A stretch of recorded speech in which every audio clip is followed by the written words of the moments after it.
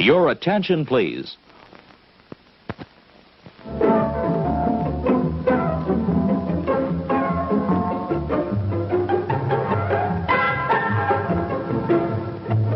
And now, on with the show. Live from Paradise Studios in New York, Strong Island Television presents Under the Radar, starring Randy Unger. Brought to you by Magnitude Jewelry. Add a 2 to match your attitude.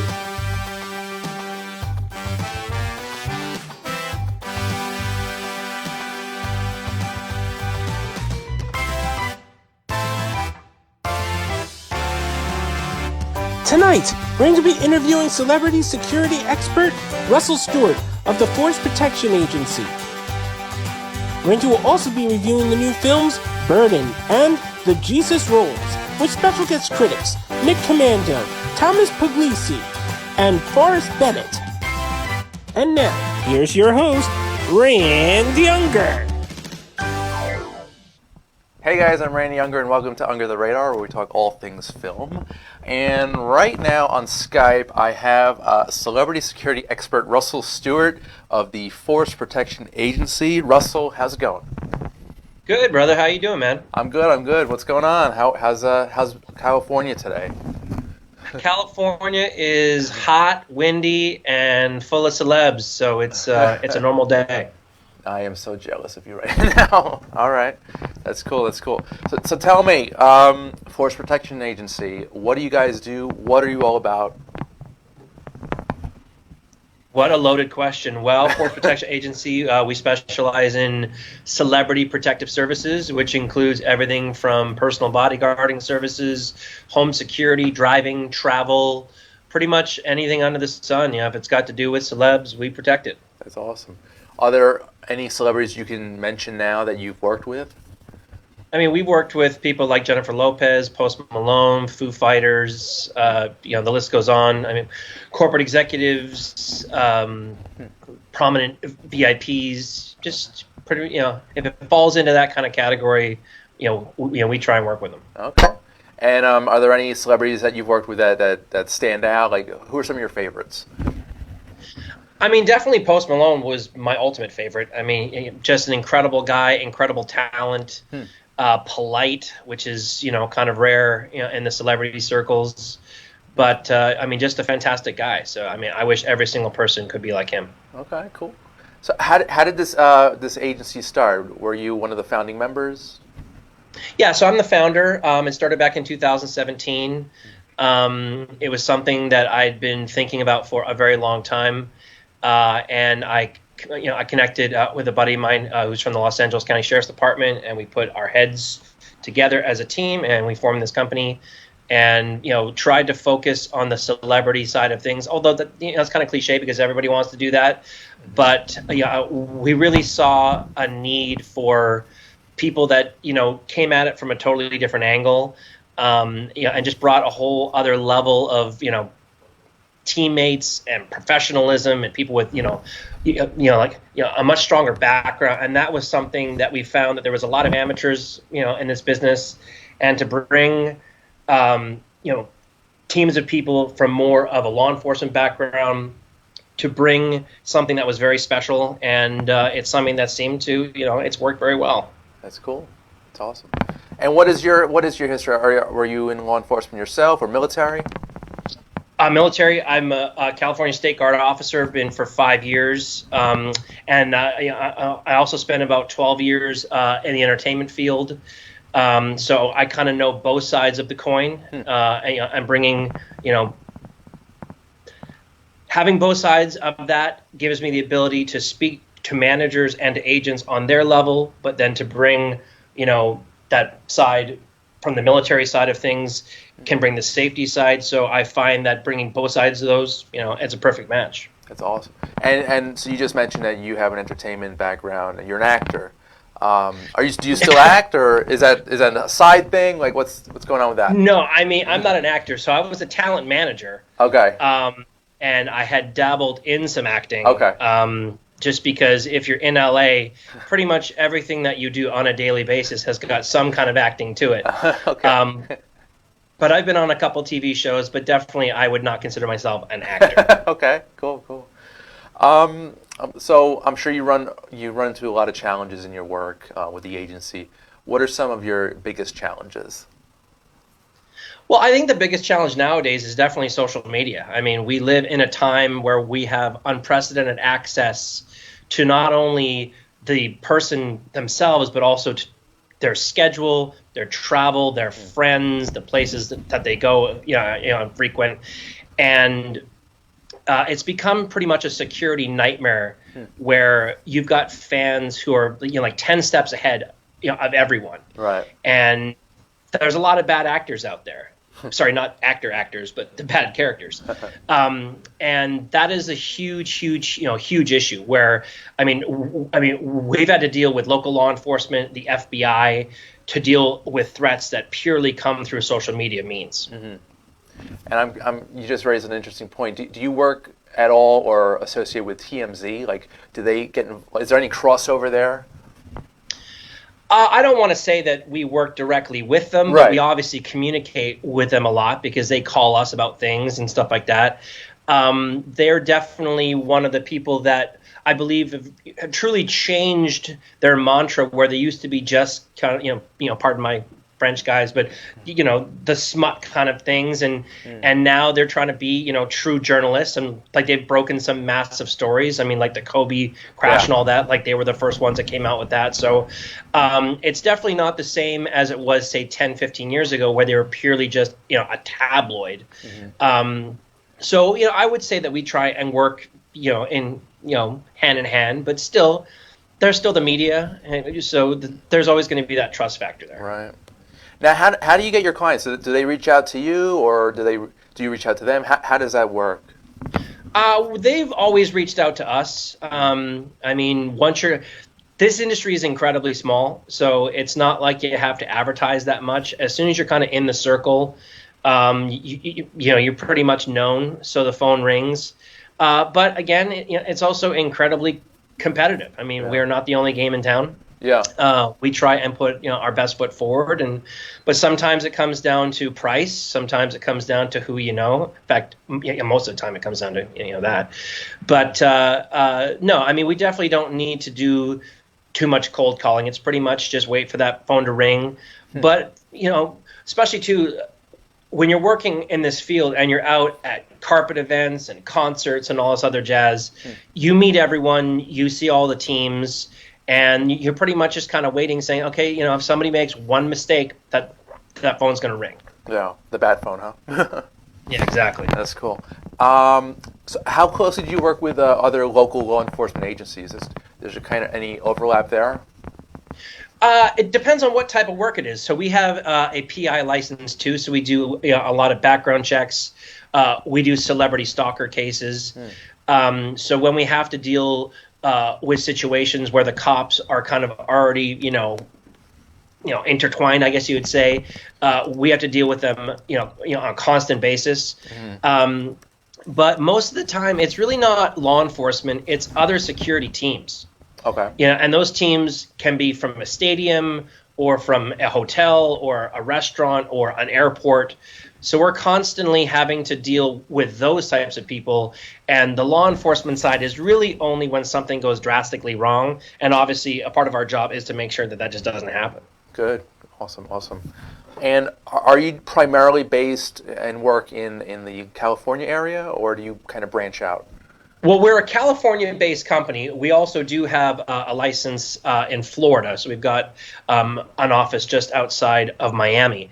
But as a California-based company, sure, our predominant business is here, but when a client signs on to us here, but then they travel, we send teams with them all over the world. I mean, with Post Malone, I think we did 12 or 14 countries in 6 months. So it's, it's definitely not...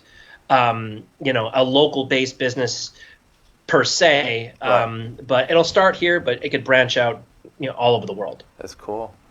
How many team members do you have?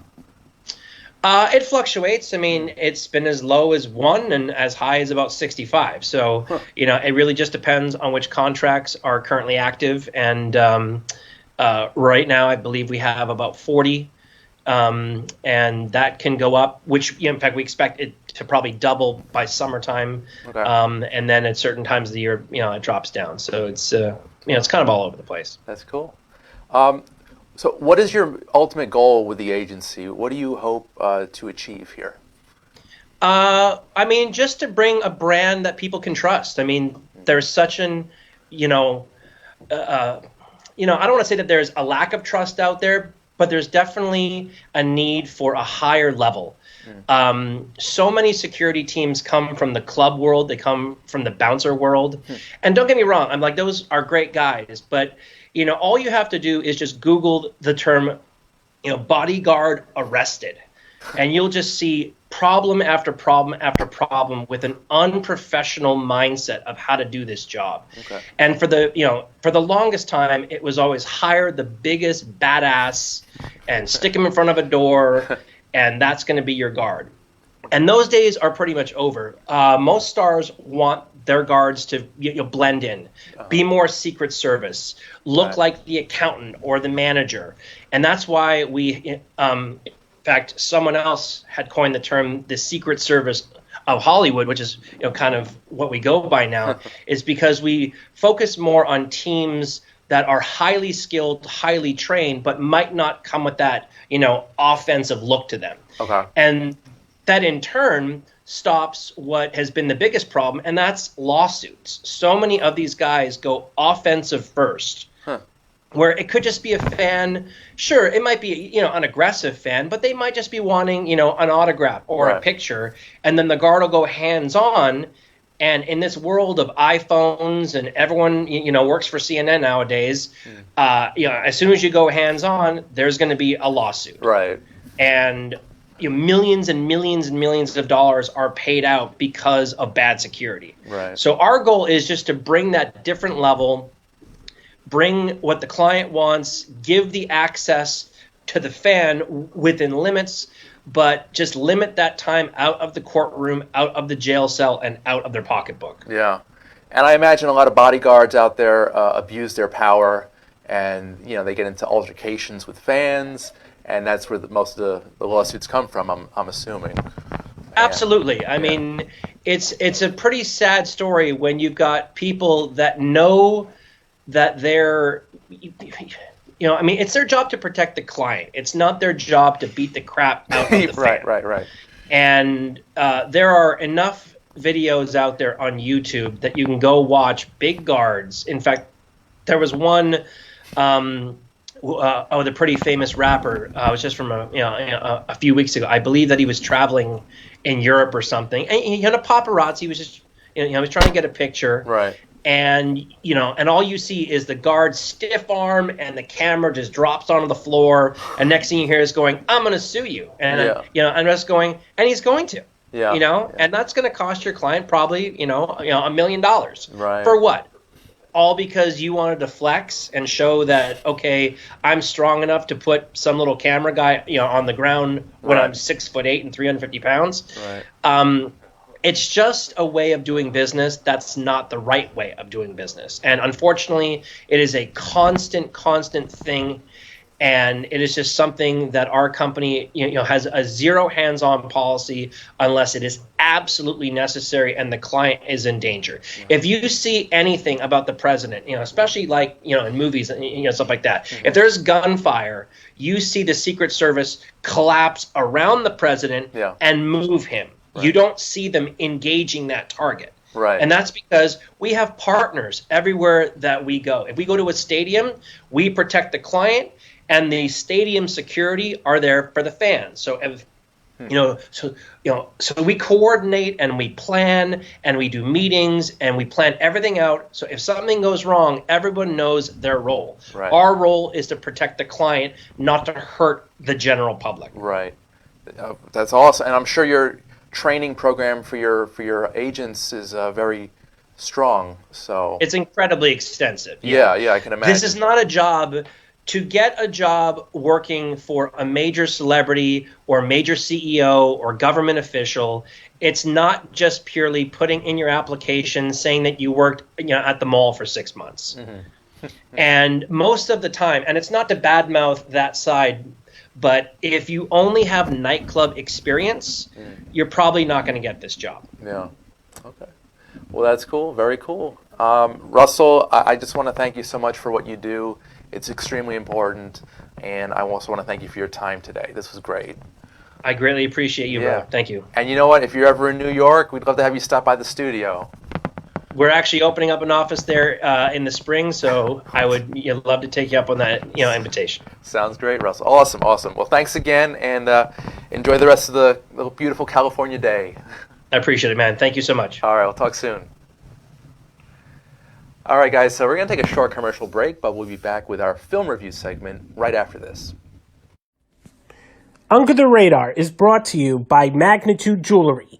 Add a 2 to match your attitude. Patent pending, interchange genuine gemstone and crystal EMF protection jewelry. For more information, please visit magnitudejewelry.com/gemgirl or call 718-268-6634.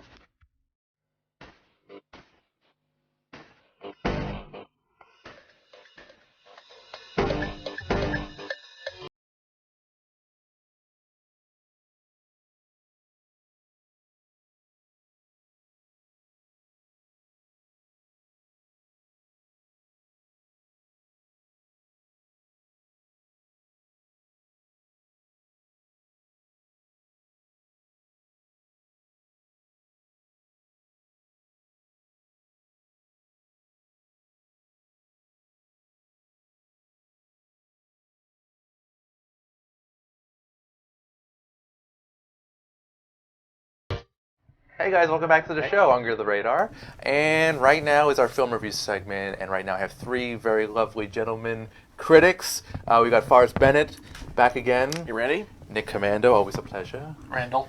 And Mr. Thomas Puglisi. Randy. How's it Tom's going? glad to finally do a show with you after we know each other outside the show. I was glad to finally be on the show together. Yeah, basically I actually introduced you to Randy Yeah. last Yes. year for that matter. There's a lot of overlap here. Yeah, we met at, I think, Cult Cafe. Cult Yeah, Cafe, for Ghostbusters. 35th anniversary screening. But I met you there for Batman Returns, Returns, about yeah. a year ago. Yep. And I just love the Cult Cafe and everything Matt Roran does. We love you. You're awesome. And what was last night's Cult Cafe? It was Scream Queen, My Nightmare on Elm Street. Oh, cool. Was it fun? How was it? Oh, it was such a good documentary. Yeah. I mean, it was very deep, very emotional. Right. I recommend it to anyone who's a fan of the Nightmare on Elm Street series. Okay, it's about the or anyone who's anyone who's interested in LGBT cinema. Okay, because the actor who was involved in the documentary is gay. He's Yes. gay, And there was some kind of controversy or something. and also Yes. Nightmare on Elm Street 2. It's a whole big gay allegory. Yeah. Okay. That was Freddy's Revenge. Freddy's Revenge. All right. Yes. I don't think I saw that one.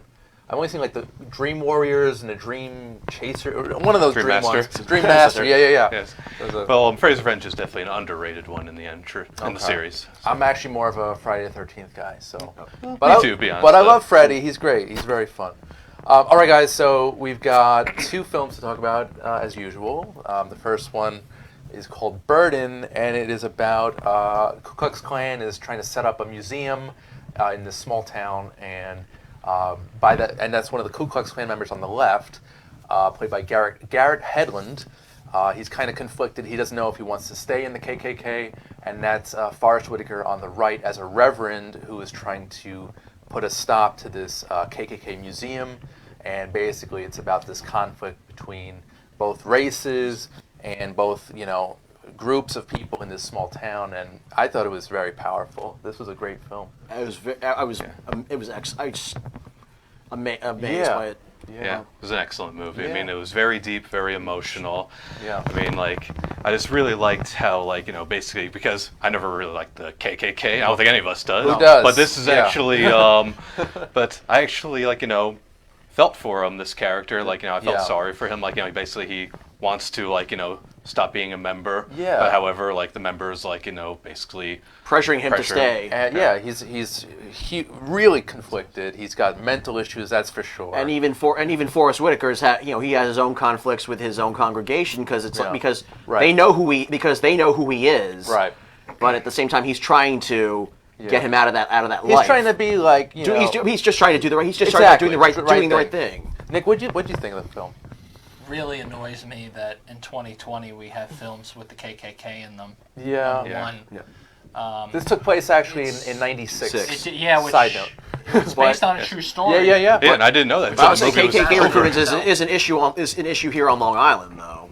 Yeah, which again, Wait, it is or it isn't? It is. Oh gosh. which That's- is also wow. just aggravating as all get out that organizations like that still exist in 2020 where we have all this technology and we're supposed to be so advanced, yet we're still that person's skin color makes me mad. Yeah. It was a phenomenal movie.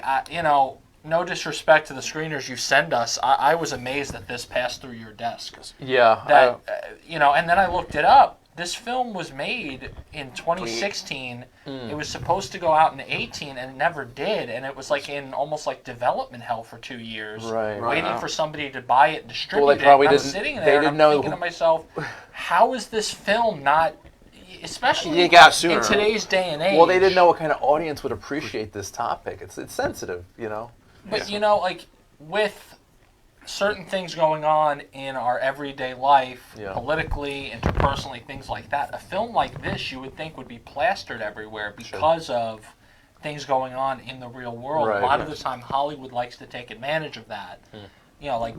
For example, Queen and Slim, with police brutality. This film to me feels like a layup for a 20. Anywhere from 2016 to 2020, it feels like a layup that a film company would be jumping on this, almost frothing at the mouth for it. Well, because it does tell this story of, redemption for Mike Burden, as well as showing all the positive sides of a church congregation where Forrest Whitaker's character, who again is a real person, is showing the right thing to do when everyone else is like they're trying to keep their distance. They're being visceral. Let's play fire with fire, and he's saying, no, that's not what God would want you to do. That is the opposite of what He wants you to do. Yeah. We need to show them love because that's what they lack. Right. Because at the end of the day, the people that are in those organizations, that's the bottom line for them. They've never been shown the right amount of care and respect and love, and they've been sold a bill of goods that it's somebody else's fault. Their own misfortune and their own issues are not their fault. It's because of African Americans or immigrants or whatever the case is. Yeah. So really, at the end of the day, it's telling a story of kind of the pity behind that. And really, at the end of the day, it's a really just sad undertone of what the film is really about. It's very bleak. It's very sobering. Yeah. And Garrett Hedlund was fantastic. I in know. that. I was The guy- surprised. Wow. Like at first, I was kind of irritated by his performance, like this kind of redneck kind of. Yeah. It felt Going- very over Yeah. the top. Right, As right. the film evolved, it was like, no, this makes sense. Yeah. Like the picture that you saw just about a minute ago, where he's basically, it's a spoiler, but whatever. He's getting baptized in this river, and that's one of the best scenes I've seen. Yeah, I think it of the annoys film. me because it was like this character's redemption. Like, Yeah. it's basically because like throughout his life he was like basically raised to hate black Right. people, but now like he realizes like what he was doing was not the right thing. Yeah. So now like he's basically finding like his soul. Right, he's reborn. Yep, he's reborn. He sees the error of his ways, and he's. He also confesses. Yeah, It's yeah. also Yeah. confession, which is another big part of the church is confessing sins, and Yeah. he comes out and says both in the scene following the baptism and at the baptism of the things that he did, that were racially charged. Yeah. And this is a character that you would not expect to admit to being wrong. Ever. Right, Right, You know? absolutely. Like absolutely. the first 10 minutes, I'm like, I really hate this character. Yeah. He He's has, not likable. He He is does. He not- does do. We see him do a lot of Yeah, he beats up a reprehensible guy. things. He beats up a black guy in a car. He just out of the blue, like he Or was he angry goes about to- he something goes to- else, and he just he goes. sees he's in He front goes of to him, work just does and it. he goes to work and one of his coworkers says something and he and loses it. And he screws up his job. Yeah. You know, that was like his one chance. But eventually, another spoiler, he does see the error of his ways, and he becomes a better, slightly better person. But I just want to talk about the acting. Forrest Whitaker. This is one of my favorite working actors. I've loved him since Good Morning Vietnam was one of his earliest roles. I think. Fast Times at Ridgemont High. He was in that? Yes, he was he was a football player. Yeah. Wow. And that was one of the first roles for Nicolas Cage as well. Yes. Side note. Are you, Thomas, big Forrest Whitaker fan? Oh yeah, I mean, like he's a fantastic actor. Yeah, I mean, like I have not really seen him like act bad before. Right. With the exception of one movie. I was gonna say Species. but that movie had mediocre acting. I was going to say that. I was going to say, Battlefield Earth. Oh, God. That was like the only movie I see him do bad acting. And Yeah. other than that, he's a great actor. I've never been disappointed by it before. And one of my favorites is Lee Daniels' The Butler, where he plays the butler to at least 5 presidents, I think. The Last King of Scotland. Yeah. He won the Oscar for that one. And Nick, are you a fan of Mr. Whitaker? I mean, any movie I've seen him in, he's always been, at the very least, a bright spot. Yeah. But he's a phenomenal actor. He knows what he's doing, and he can really kind of do anything. Yeah. He's. But he's always himself. Well, the thing about a good actor is that it's them it's the actor, but they've also convinced you that they're the other person. Mm-hmm. And anytime I've seen Forrest Whitaker, I've always been, wow, that's Forrest Whitaker, and then it's like, wow, he's really good. Yeah. Some people just have that innate talent to just, be whatever they need to be in any situation, and that's him. That's the ultimate testament of a great actor, is to be yourself, but at the same time play a different self. Right. And then be yourself in different situations. Yeah. And it's not really like wearing a mask. It's just like, I guess it's a mask on your soul. But being believable as your own interpretation of the character and having that conviction that carries through the screen into the mind of the viewer. And putting your own personal slant on it. Like your stamp of approval, your signature. Also, one other thing I wanted to mention about the film, because in the end credits they showed the ABC News article they did about it. Right. They really glammed up these people. Mike Burden is hideous. Yeah. Right. And the girl, I won't go into detail on every person they showed. But my God, these people were way better looking in this film. I was just saying they look like they could have been on an episode of Sally Jesse Raphael around that time. Yeah. They might have been. I don't even know. They probably were in some TV show. If you hadn't watched this film and you just saw a picture of Mike Burden, I think one of the first things you'd think, that guy's in the KKK. Yeah, it's pretty. He looks like one of those people. And also Tom Wilkinson, a British actor, he plays his the Grand Wizard or something. His southern accent went in and out. Yeah, it was kind of a weak It was weird. Well, I was sitting there, I was like, isn't he British? What is he doing? What is happening? It was a little off. I don't know. I still can't get behind his New York, New Jersey accent that he used for Batman Begins. Yeah. Who the hell are you? I'm Batman. Great scene. All right, guys. So I think it's pretty unanimous. See it, right? See it. See Burden. It got released this weekend, didn't it? Yes, it did. It did. Was it? I think it might have been next week. You might be right. Hold on. I may be crazy. I mean, it's actually playing in the city right now. Okay, so it did come out this past week. Just want to verify that. The 28th, February 28th. It is currently out, guys. So if you want to see a very sobering look at racism, I would see Burden. It's just a great film, fantastic performances all around. Well, it also won at Sundance too. Won an award. Yeah, at Sundance it actually got like a 5-minute standing ovation. But did it? Wow. But apparently, it's just every other movie that came out in that year got picked up for distribution right away. Yet somehow this one didn't. Very strange. Flew under the radar for a long time. Well, it's now under the radar. So, so all right, guys, we're gonna move into our second review, but first, let's do another commercial break. Right after this, we'll be back. Under the Radar is brought to you by Magnitude Jewelry. Add a 2 to match your attitude. Patent pending interchange genuine gemstone and crystal EMF protection jewelry.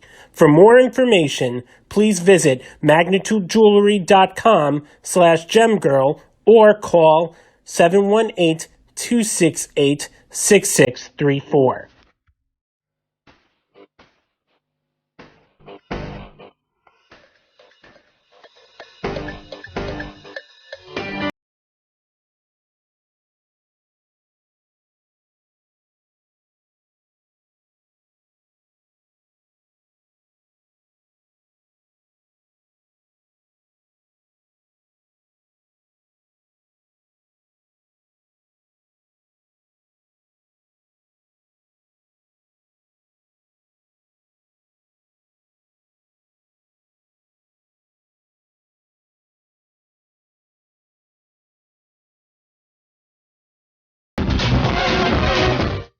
And we're back. Hey guys, welcome to Under the Radar. And right now we're going to switch gears in tone and style. And yeah, this is a completely Our quality. I would say quality. Quality is right. We've got the spin-off of The Big Lebowski. It's called The Jesus Rolls. And basically it continues the adventures of Jesus Quintana, the rival bowler from Lebowski. And right now, in this film, he is released from prison, and he hooks up with these two misfits on the left, played by Bobby Cannavale and Audrey Tautou. I probably butchered both of those names, but it's fine. No, Cannavale's right. Is it right? Okay, good. And basically, these three sort of go on a road trip, and they stop in different parts of the state, and basically cause trouble, have sex with each other, and it's actually a pretty terrible movie, and I'm really surprised that it took them 22 years to make this. I mean, The Big Lebowski is a masterpiece. You're describing it, and you're like, and it's a pretty terrible movie. Yes, it is. And then I saw that the Coen brothers had no involvement with this movie, and I'm like, it shows. The only involvement is that they wrote the character. Yeah. That's Yeah. about it. And they gave permission, and that's Did it. they got the blessing? All right, Shotaro got permission from the Coen brothers to use the character. Right. Yeah, that's it. And, I remember actually last year when I was on the show, we were reviewing Annabelle Comes Home, and I actually said that I've seen a lot of straight-to-DVD movies, and you did, unfortunately, as well. Right. And, this could have just been one of those. It really is. I mean, this movie, it has really no plot. It's pointless. The acting is terrible. The jokes are unfunny. Jokes. Yeah, I did It's not even- laugh one time. It's not funny. It tries so hard. It's got a... Waste of a good cast, too. That's the only redeeming quality, the cast. I mean, you've got what? John Turturro. Turturro, Audrey Tautou of Amelie, Bobby Cannavale, Susan Sarandon, Christopher Walken, John Hamm, J.D. Smoove. even Pete Davidson's in it, and Tim Blake Nelson has a small role as well. And wow, I was like really angry with this movie and how bad it was. I wanted to watch it. It made you angry. I want to watch it with you. I want to see Angry Rain. It takes a lot to get me angry, but know, This that's is all like I'm this is 90 minutes that I wanted. I wish I could have had back. I know. I mean, Yeah, the runtime is the other redeeming quality. It was not that long. It's not even an hour. It's like 124. It's like not even an hour. At and a least half. Hour like 25 minutes. But it feels like 2.5 hours, which is sad.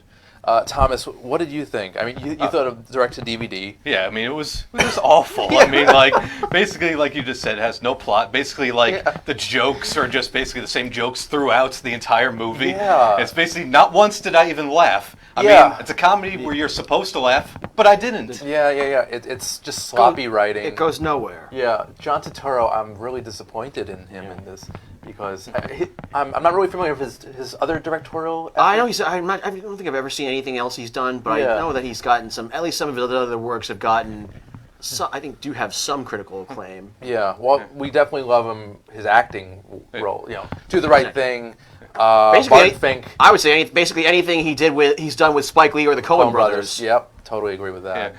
Well, he only had 2 scenes in The Big Lebowski, and so now he has his own movie now. Yeah. And so an interesting thing, in the Big Lebowski, you see him bowl for both scenes that he's in, but he only bowls just one time in this movie, and it's not that even long of a scene. And it's just an homage to his bowling scenes in Big Lebowski. Yeah. And I would say, it's a movie is called The Jesus Rolls. It's got a bowling ball on the poster, so you're expecting some with a fishnet thing. Yes, with a bowling. So you're expecting some bowling action.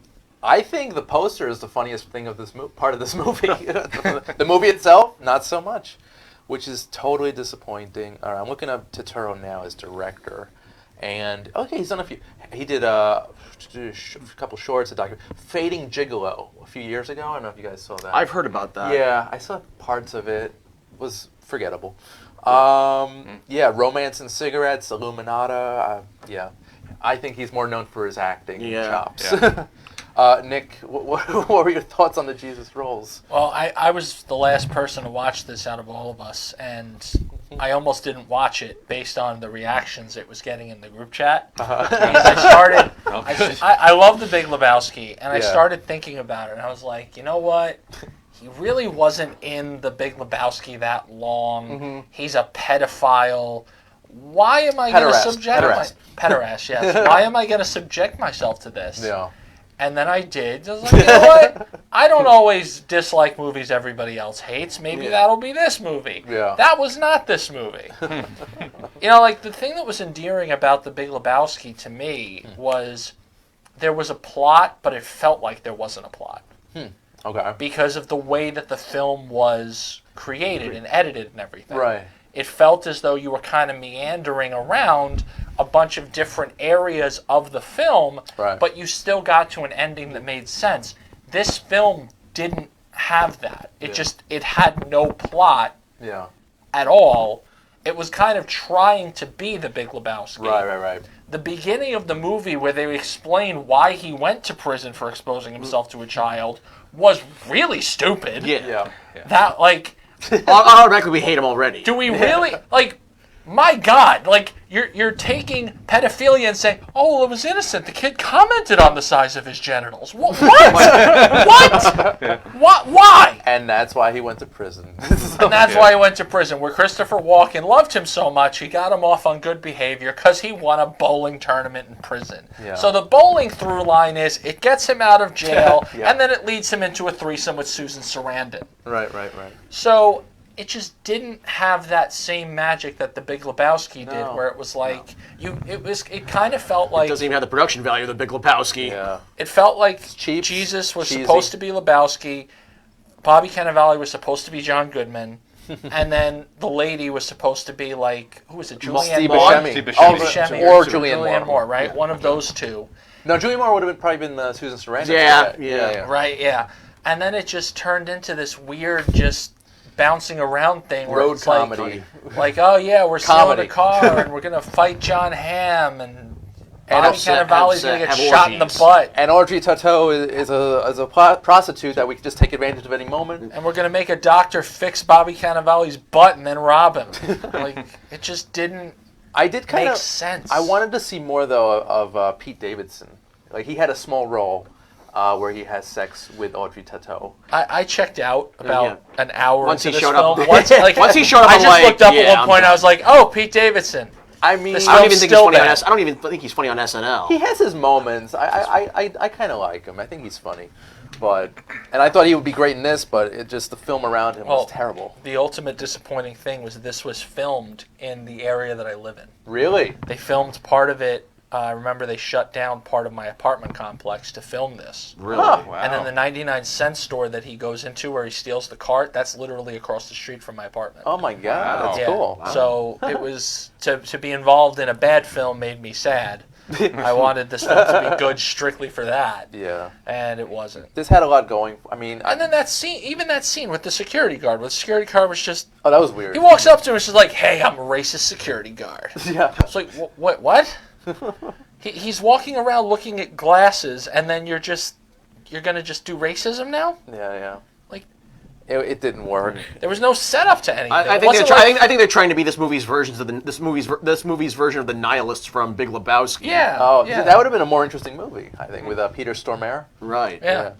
Now speaking of the Coen Brothers, I wanted to do like a little Coen Brothers discussion. Favorite Coen Brothers films? Fargo. Oh my God, good one. That's the one that basically put them on the map Yeah. after being nominated for a few Oscars, and I think Frances McDormand won. She did. Best did. Actress Yes. for that, 1996. But the movie itself got robbed by The English Patient Oh, the English Patient. for Best Picture. Yeah, no, I'm not a fan of that one. Big mistake. 96. Yeah, that should have won. Nick, favorite? Are you a big Coen Brothers guy? Probably Fargo or Big Lebowski, because I Yeah. think those are the only two Coen Brothers films I've seen. Oh, really? So Oh, I've seen. Got to see Barton Fink. Fink. Got- I haven't Raising seen that. Arizona. Yep. Nope. I've only seen Demoting Montana. Really? but I would say even their, even their I less. just got that. That was. But even I feel really like bad, I but- can't. Every Coen Brothers movie I've seen so Thanks, far, Rick. like I have enjoyed. Like I've enjoyed real immensely. Like even their lesser movies, Yeah. like Burn After Reading, are still very enjoyable. They're all so different too, which is amazing. Hail Caesar was also fun as well. That was decent. Yeah, that was pretty good. Inside Llewyn Davis was pretty. That was strong. great. I actually like the Hudsucker Proxy quite a bit. Great cast in that. Bruce Campbell. Bruce you know, Campbell, yeah. Very small role. Yeah. I did laugh at his scenes though, especially when he gets slapped. Yeah. Miller's Crossing. Oh my God, it's like a classic Gangster gangster movie. Yeah. Great scenes without was it not Michael Gambon? Gabriel Byrne. Albert Finney. Oh. Yeah. And Byrne is also amazing in that too. I mean, the Coen brothers, they can really do no wrong. They're both auteurs, and everything they do is great. Barton Fink, because go back to John Turturro, he that was it's one of his earliest roles, I think. And thank you. I think it was what year was Barton Fink? Barton Fink was 91. Well, I'll say because he was doing because he did Do the Right Thing in '89. That was 89. So maybe that was his first major. Or that was maybe his first major role. I think he might have had roles before that. Yeah, I'm sure he did. That's cool. But okay, so back to the Jesus roles. I say skip it. Skip it. Skip it. Yeah, don't see Big it. time. Skip I it. mean, Even if you're a big Lebowski fan, you are doing yourself a It's a disservice. slap in the face. It to the really Lebowski fan it's a base. slap in the face to Coen Brothers fans all over. Yeah. And I'm sure it'll get overshadowed by bigger, worse movies this year. But I think this is prime. Personally, I think this is prime Razzie bait. Yeah. Yeah. I think that's a very good prediction for us. I really do. When are the Razzies, by the way? Do you know? I did not. I know. I saw the nominees and then didn't. I saw the nominees. Felt like some of them were undeserving, and then I don't know. I haven't heard anything about who's winning or what it is. Because that might be a good show for the near future. I know, Nick, you love your award shows. I do. Yeah. I do like them. I don't think they broadcast the Razzies. They never do. But Yeah, you get to never watch do. them on. You can find them on YouTube though. March Oh, yeah, like 14th. okay. Yeah, like I've seen Halle Berry accepting the Razzie Yeah. for Catwoman. Catwoman. Or Paul Verhoeven. Or no, I've seen Sandra Bullock accept hers for what was it? All About Steve. All and About she- Steve. And She won a that's- wagon. And like I've even 3 weeks seen, before, she won for The Blind Side. Well, actually, she won That's to the funny. Blind Side the very next day. Yeah, That yeah. is wow. And That's I funny. even remember seeing a video of Tom Green showing up to the Razzies Paul- with his own red carpet. Actually, Paul Verhoeven showed up for Showgirls. Wow. Wow. Okay. He's got a good sense of humor. Oh, yeah. I even remember, like, for Tom Green's, he was saying, "This is my dream come true. I want to win a Razzie." And Paul Verhoeven, I remember he had a similar reaction. He was like, I never thought I would ever get ever win anything in my career, and now here I am. Well, it really takes a lot, honestly, if you think about it. To make a great film and to put on a really good performance, that does take a lot. But it also does take a lot to be bad, because Especially You're with a not- big budget. right, you don't trying to be realize. bad? No, but you don't realize in the moment that what you're doing is going to be bad. Right, Like when right. they started to make the Jesus rolls, they were all like super gung ho about Right, it. I right. guarantee That's you, how they got everyone this was huge excited cast. to make it. Yeah. Right, and then it turns into this, debacle of a film, and it's such like that's the thing that blows my mind about film. I think is that it's so you just don't know what's going to happen. Yeah. You Transport. could have a just bulletproof, idiot-proof scheme for a film, and it just falls flat on its face. And that's it all comes down to execution. That's the yeah. toughest part of it. It's depressing. Because your vision could be different from my vision. Your vision could be right. Mine could be wrong. Right. Well, it's good when collaborations actually work. Like, this is totally random, but Hans Zimmer and James Newton Howard for Batman Begins, they wrote a great score. That was really good music. And they did the same thing with Dark Knight, and I think Hans Zimmer he was solo for Dark Knight Rises. Yeah. But And actually, he also did. I don't think this is as well known, but he also did work with I'm trying to think who did the music for Batman the Animated Series. Not Danny Elfman.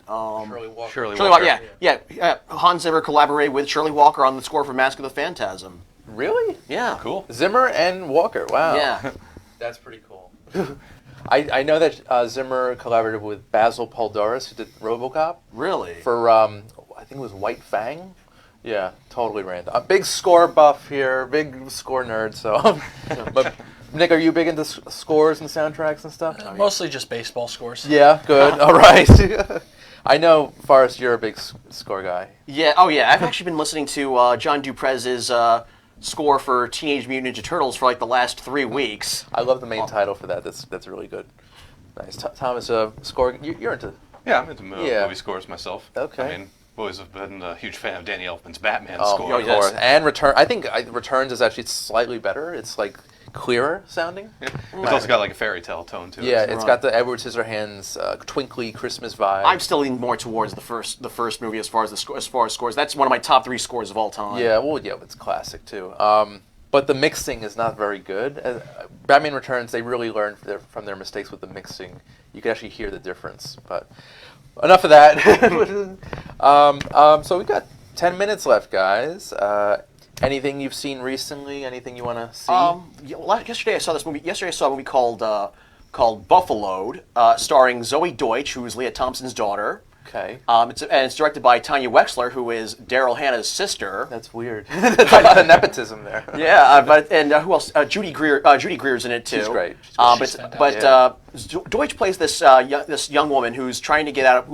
She lives in Buffalo. Up in Buffalo. She hates it, and is trying to get out. Okay. And she's basically trying. She hustles her way to make as much money as she can to get out. Okay. From doing things like selling cigarettes and wings on the street to selling counterfeit Bills tickets. Okay. On game day. All right. And eventually, her selling scalping Bills tickets gets her in trouble with the law, and she ends up in jail. By the time when she gets out, she can't find work except for a debt collection agency. Okay. And it just escalates from there. Okay. And it's just it's the daughter of Leah Thompson. It's Leah Thompson's. Zoe Deutsch. She is Leah Thompson's. Does she look anything like her? Oh, she is like a spitting image of her mom. That's weird. and funny enough, she also did a movie about getting stuck in a time warp. So. Okay. But Buffalo was really good. Because I grew up upstate, not in Buffalo, but a couple cities over in Syracuse. But Zoe Deutsch really nails the dialect of upstate New York, and the whole movie it's just so on point about life up there. It's like it's depressing and everyone's depressed and it's depressing and miserable. A lot of characters have problems with drinking and the bills and wings. So is it a dramedy or is it? I would say it's a dark comedy. Dark comedy. Okay. But I highly recommend Buffaloed. Okay. Check that out. Sounds good. Thomas, anything you've seen recently or? Yeah, I saw Invisible Man recently. Oh, you did? Okay. Yes. Cool. And it was actually a very good movie. I mean, and I'm hoping it's the movie that gets Universal's shared universe going, because I know that they've been struggling for a few years now trying to. I think they should take a cue from DC and just focus on standalones rather than a shared universe.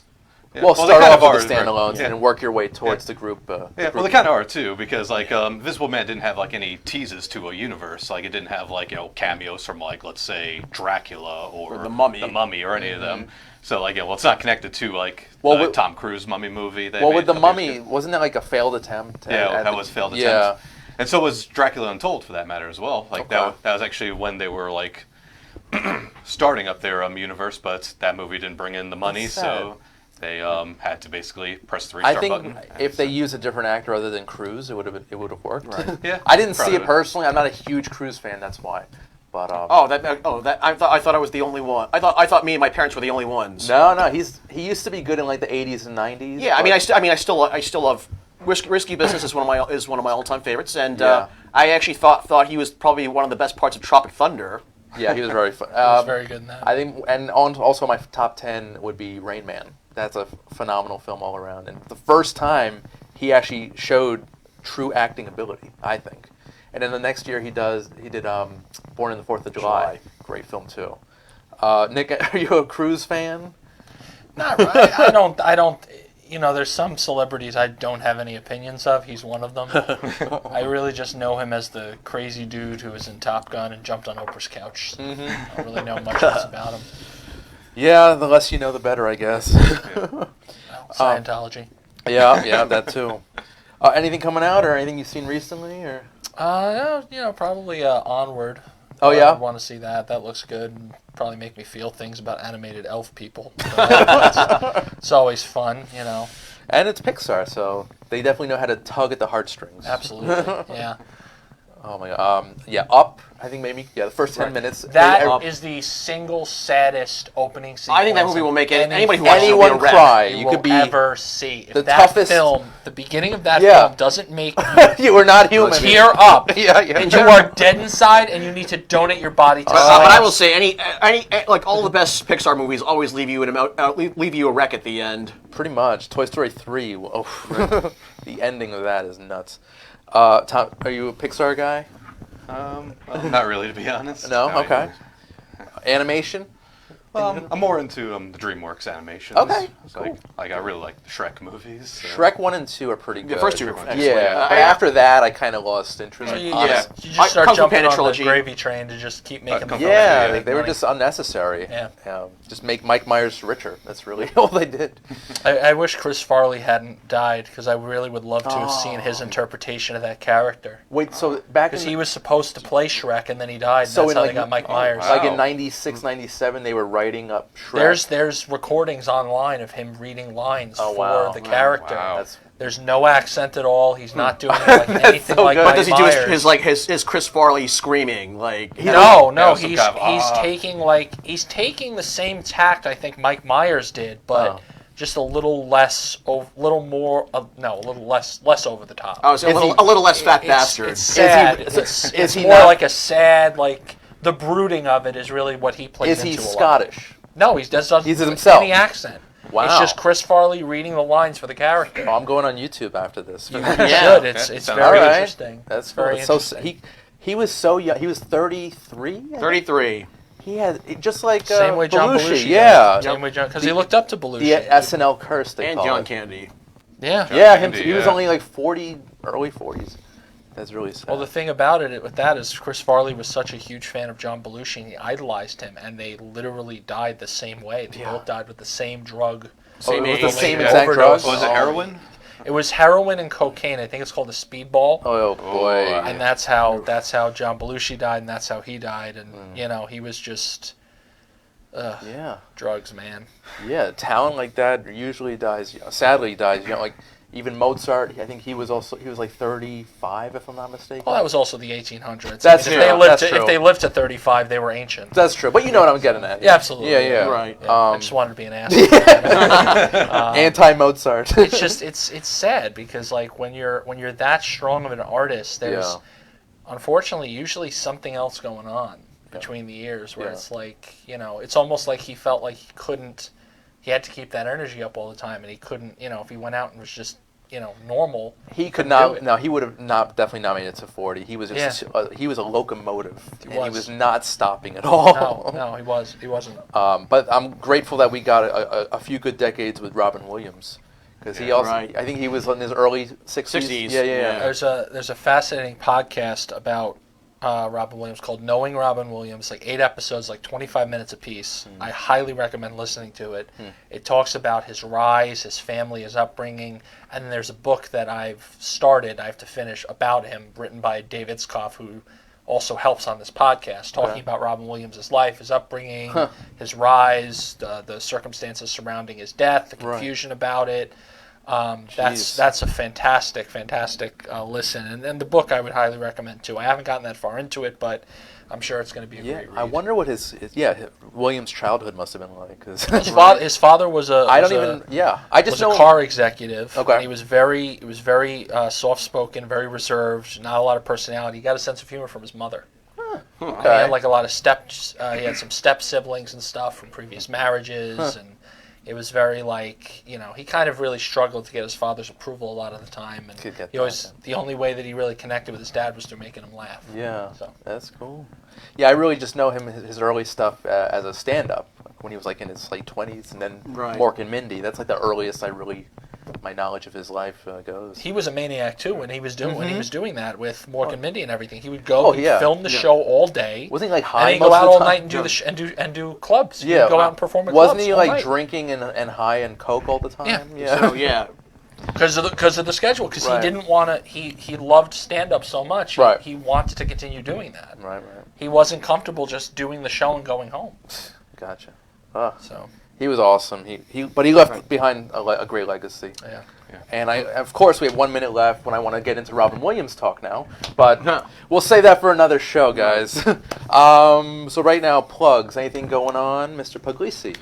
Yeah, well, on March 13th, I'm going to be attending this film festival called Horror in Hicksville at Puppet Theater. Okay. And the week later is March 20th. It's going to be a retro picture show at Is that some the- art center. Is that? In April is The Fog and Escape Fog, from New York. Escape from New York, I'm and- going to try to make that. Yep. And March 20th is going to be Tex Chance Massacre 2 and 3, Cool. run by my friend Michael Ciani. Okay. And did you want to talk about his T-shirt company or? Well, he does have like some new reprints from this movie right here, Night of the Demons. Perfect. Beautiful, beautiful artwork. Yep. And yeah, I love those. I still got to get some of those shirts. Yep, go for it. All right, Nick. Anything you want to plug? I'm going to go home. I'm going to do laundry. I'm going to record an Always good. episode of Command the Mic. Yes. I'll be chatting probably about WWE Blood Money Part 5, their recent Saudi Arabia show, and the Houston Astros cheating scandal, and whatever the hell else that comes into my head. Awesome. Available wherever you find your podcasts. Yes. Mr. Bennett, anything? Currently working on a short film with some friends. Many of whom are alumni of Trauma Films. Cool. And we've got most of our cast. We need we're still looking for a couple of actresses to fill some major roles. All right. So you're putting a call out now? Yes, I'm putting out a casting call. Okay. How could they reach you, or where should they go online? Where should they go? They can email our production team at a forest at dusk@protonmail.com. Okay. Awesome. I have a Awesome. lot of wigs. Could I do it? May have to trim the beard a little. No, the beard comes off. The beard just disappears. Oh, it just disappears. just comes in and out. It's A lot Velcro. the right amount of makeup, you're good. All right, good. Cool. All right, so some lovely sponsor, Magnitude Jewelry, some events coming up. The Body, Mind, Spirit Celebration Fair, March 20th to the 22nd in Denver, Colorado. And we've also got the Long Island event in March. And in May, we have the New Life Expo. We'll have more information, more dates for those. But gentlemen, I want to thank you so much for being here tonight. Thank you, Randall. It's always a pleasure. You guys are always welcome. Thank you. And I want to thank everyone watching at home and on your devices. And we'll be back next week with more interviews and movie reviews. So stay tuned for that. Take care, guys.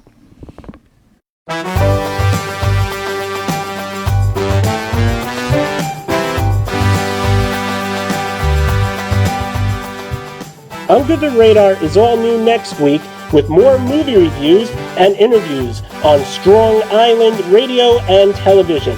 Stay tuned. We'll see you next week.